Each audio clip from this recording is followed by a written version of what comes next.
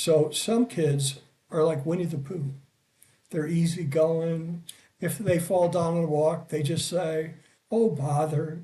But they're my in the tree and they're happy again. And then you have kids who are piglets that are pretty happy, but they fall down on the walk and they say, "Oh no, I have to go home. Walks are dangerous. I could get hurt." And they get consumed with anxiety. And then you have the rabbits of the world who are not the happiest fellows unless everything's perfect. And Rabbit Yeah. falls over the rock and he says, "Stupid rock, I hate rocks, you're not my friend." And he kicks it. And the rest of the walk, he's mad. He's thrown every rock he sees. And then you have some kid's temperament who's a bit like Eeyore. So they fall over the rock and they say, "Even the rocks don't want to be my friend. Nobody wants to be my friend." And they're miserable the whole time walking along on the path. And then you have children who are like Tigger.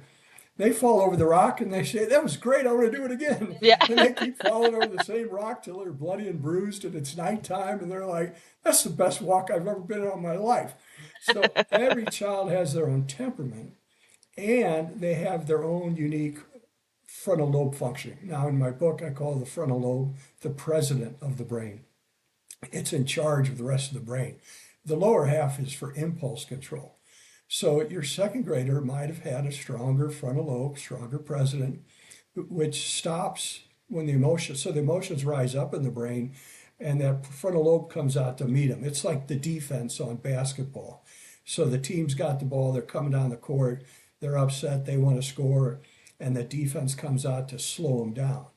And some children have really well developed frontal lobes. They always stop their emotions and then they think about their emotions. What should I do? Should I get mad? Should I push back? Should I forgive him? Maybe I could distract my little brother to get him off of wanting to touch my Lego. They can think through things where children with lesser functioning just tend to be impulsive and they don't stop Yeah. and think through it.